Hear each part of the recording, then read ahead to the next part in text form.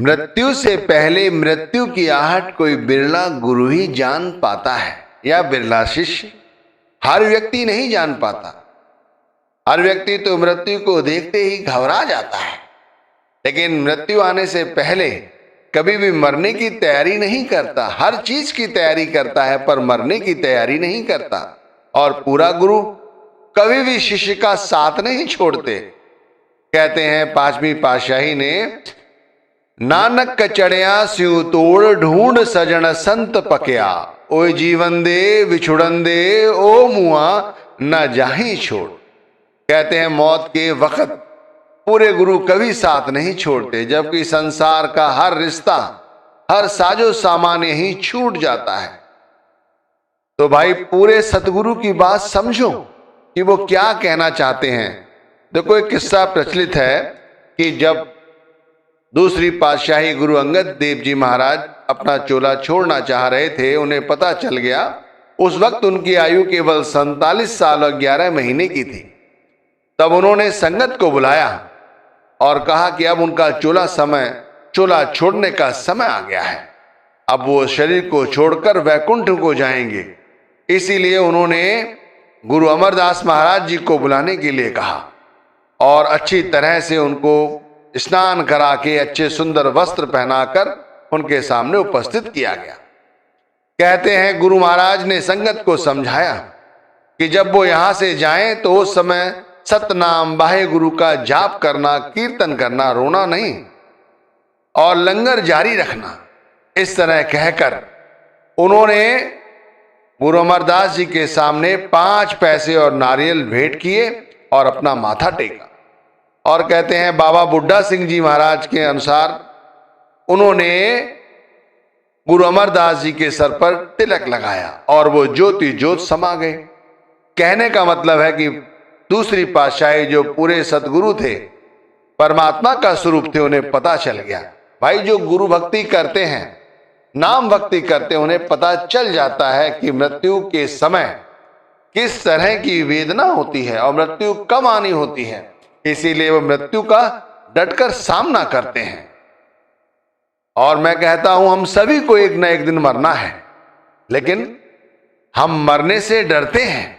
लेकिन मरने के डर के बावजूद भी हम कभी मरने की तैयारी नहीं करते। हम वो सब कुछ करते हैं जो हमें करना होता है, लेकिन मरने की कभी तैयारी नहीं करते। हम कहते हैं मरने की भी तैयारी करनी चाहिए। अगर मरने की तैयारी करने लग गए तो फिर हम निषेध कार्यों से बचे रहेंगे। हम गुरु नाम को जप सकेंगे, गुरु नाम का भजन कीर्तन कर सकेंगे। देख लो उन्होंने क्या कहा। उन्होंने कहा कि सब कुछ मेरे स्थान पर गुरु अमरदास महाराज जी को मेरी तरह ही देखना और जो वो कहे वो करना। और इस तरह उन्होंने गुरु परंपरा को आगे बनाए रखा। लेकिन हम क्या कहते हैं, हमें तो अभिमान है इस शरीर का। क्या ऐसा हो सकता है कि हमें भी ज्ञान हो, हमें भी जान पड़े कि हम मृत्यु से पहले हम मृत्यु का कैसे स्वागत करें। लेकिन हम तो इस शरीर को सच समझे हुए हैं, जो शरीर मिट्टी का है, जो कभी भी खत्म हो जाता है, कभी भी इस पर क्या गुमान करना है। कबीर साहिब कहते हैं, जब जरिए तब होए भस्म तन, रहे किरम दल खाई, काची गागर नीर परत या तन की यह बड़ाई। अरे कबीर साहिब कहते हैं भाई इस शरीर का क्या अपमान करते हो। जब जरिए तब होए भस्म। भाई जब इसे जलाते हैं तब ये भस्म हो जाता है, तब ये क्या राख हो जाता है। और यदि इसे दफना देते हैं तो किरम दल खाई। किरम दल खाई का मतलब है जो मिट्टी के कीड़े हैं वो इसे खा लेते हैं, उनका ये भोजन बन जाता है शरीर। काची गागर नीर परत है। कुम्हार जब कच्ची गागर को पकाता नहीं है तो उस कच्ची गागर पर जैसे ही बूंद पड़ती है, जैसे ही जल पड़ता है, जैसे ही वो भीग जाती है, वो मिट्टी हो जाती है। यही तन की बढ़ाई है। क्या बढ़ाई है बताओ। इसमें इस शरीर को लेकर किस चीज का अभिमान करते हैं। थोड़ी बात समझने की कोशिश नहीं करते हैं कि ये शरीर केवल मिट्टी है, मिट्टी और कुछ नहीं।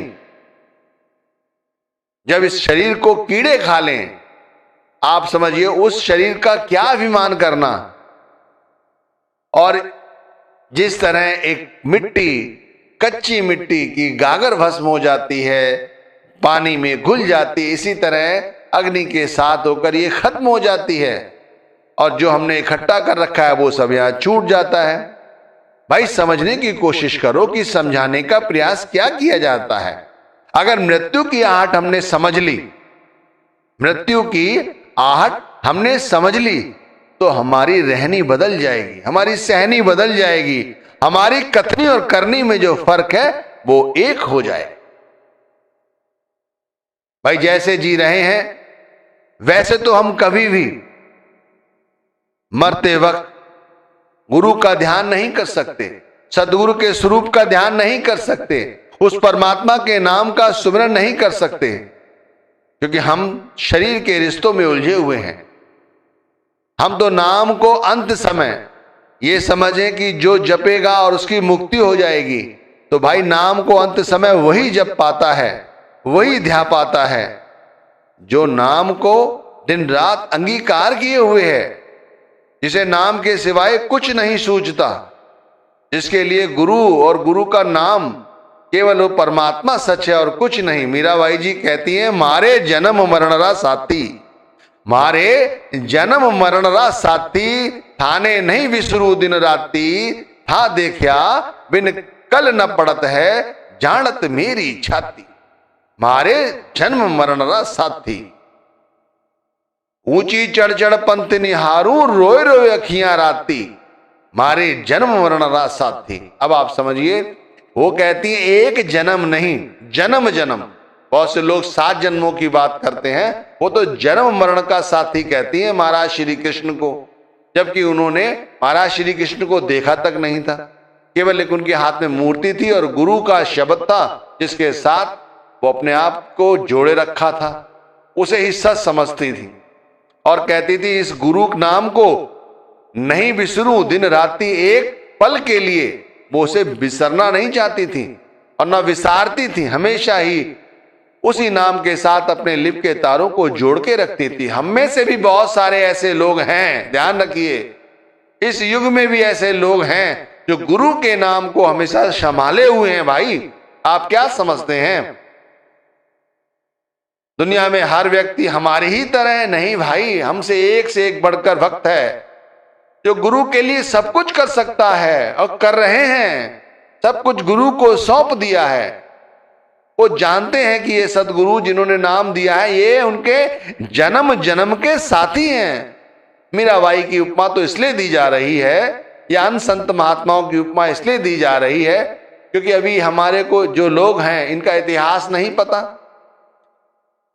और देख लो, इसी इतिहास को हम बार बार दोहराते हैं, किस तरह समझाती हैं, मारे जन्म मरणरा साथी, थाने नहीं बिसरू दिन राती। एक पल के लिए भी मीराबाई कहती है मैं उन्हें नहीं विसारती, था देखा बिन कल न पड़त है। कहते मेरे हृदय में कल नहीं पड़ती जब तक उनको ना देख लूं, जानत मेरी छाती, ये मेरा कलेजा ही जानता है मैं किस तरह से दिन व्यतीत करती हूं। क्या हम में से कोई ऐसा है सूरमा जिसे कल पड़ती हो कि भाई मैं आज गुरु के दर्शन कर लिए हैं सूक्ष्म तो मुझे कल पड़ गई, या जिसकी छाती में इस तरह का दर्द उठता हो कि गुरु के दर्शन नहीं हुए, आज हमने सुमिरन नहीं किया, आज हमने भजन नहीं किया, या आज दिन ऐसे ही अखारत चला गया, रात को सोते समय ऐसा पश्चाताप करता है कोई? अरे वो तो कहती ऊंची चढ़ चढ़ पंथ निहारू, रोए रोए अखियां राती। कहते हैं जब उनके दर्शन नहीं होते, उनसे प्रेम नहीं होता तो मेरी अखियां रोती रहती हैं। अब इस तरह का कोई विलाप करता है? भाई करता है, पूरा गुरु का पूरा शिष्य वाकई में विलाप करता है, क्योंकि मृत्यु से पहले मृत्यु की आहट वही पहचान सकता है जो गुरु से सच्चा प्रेम करता है, परमात्मा से प्रेम करता है, जो सुबह शाम दोपहर रात्रि सिर्फ और सिर्फ गुरु नाम से प्रेम करता है, गुरु के प्रेम के नाम में ही मस्त रहता है। देखो हमारा चित्त जो है वो संसार से हटकर गुरु के ध्यान में लगे तो हम मृत्यु की आहट को पहचान सकते हैं, मृत्यु से पहले मृत्यु की आहट जान सकते हैं और हर समय हर वक्त ये ध्यान रहता है कि पता नहीं कौन सा शब्द हमारा आखिरी शब्द है, इसलिए अच्छा बोलते हैं, मीठा बोलते हैं, जरूरत पड़ने पर बोलते हैं, वैसे नहीं बोलते। समझने की कोशिश करो। पांचवी पातशाही ने समझाया है, न बारिक न जोवने न विरथी कचुबंद ओ वेरा न बूझिए जो आए परे जमफंद। अरे पांचवी पातशाही कह रही है, ना बारिक भाई, जब हम बचपन में थे या जब हम बड़े हो गए या जब हम बूढ़े हो गए, किसी भी समय हमें मौत आकर दबोच सकती है, हमें यहां से चलना पड़ सकता। ओ वेरा नहीं बूझिए जो आए परे जम बंद। अब भाई उस समय क्या कर सकते हैं? उस समय कुछ कर सकते हैं?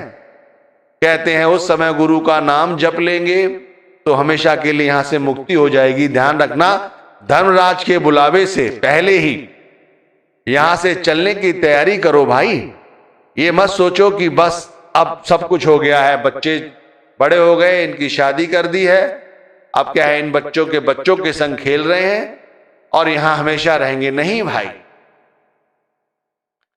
किसी भी समय उठा लिए जाओगे, चलते फिरते उठा लिए जाओगे, उठा लिए जाते हैं, खाते पीते उठा लिए जाते हैं। जब समय आता है तब थर थर कांपते हैं। देख लो जाकर हॉस्पिटलों में किस तरह से लोग परेशान हैं। आगे जाकर जब शरीर को रोग लगते हैं तो रोगों में ही ध्यान पड़ा रहता है। आगे जाके जब परिवार के लोग दुख देते हैं और हमने सारी जिंदगी उनके लिए किया है, और जब वो हमें छोड़ के जाते हैं तब उनके साथ जो प्रेम हमने जोड़ा है वो हमें दुखी करता है। तो भाई धर्मराज के बुलावे से पहले हम कहां तैयारी कर पाएंगे? मैं तो कहता हूं धर्मराज का बुलावा इससे पहले आ जाए। और ये सोचो हर समय कि किसी भी क्षण बुलावा आ सकता है, तो खुशी खुशी गुरु घर की जो बात समझाई गई है वो समझने की कोशिश करो और यहां से चलने की तैयारी में रहो। भाई ध्यान रखना, वो ही ये सब कुछ कर पाता है या कर पाएगा या कर रहा है जो गुरु के संग प्रीति किए हुए है। उसी व्यक्ति का भाव गुरु के रंग में रंगा रहता है, जो नाम को तवज्जो देता है, जो नाम में समाहित रहता है।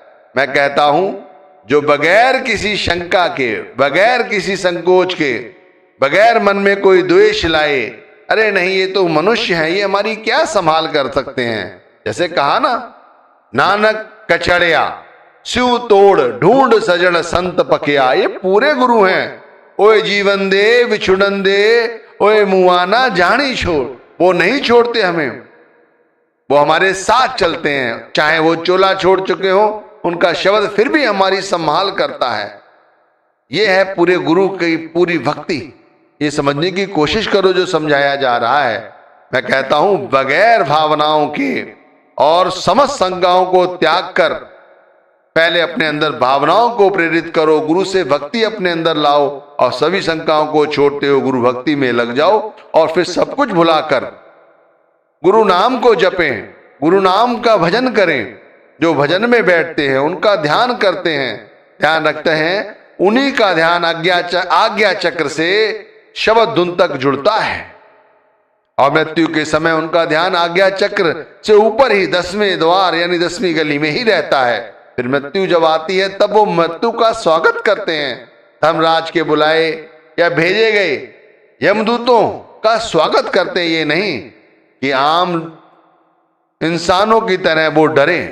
भाई गुरु घर में एक श्लोक है, लालच झूठे विखे व्याधा यहां देही महवास, हर हर अमृत गुरमुख पिया नानक सुख निवास। इस देही में लोभ लालच झूठ और इनसे उत्पन्न जो अनेक विकार पैदा होते हैं, इन्हीं का वास है इस शरीर में।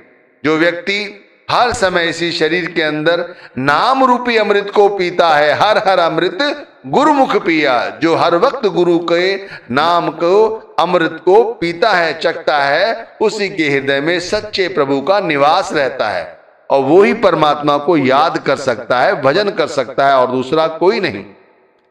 तो भाई पांचवी पातशाही की एक बात और याद आती है, नवनिध अमृत प्रभ का नाम देही में इसका विश्राम, नाम हर घट में समाया हुआ है, ये समझ लीजिए। और मृत्यु से पहले मृत्यु की आहट को जानने के लिए, समझने के लिए अपने गुरु का ध्यान करो और हमेशा के लिए इस मृत्यु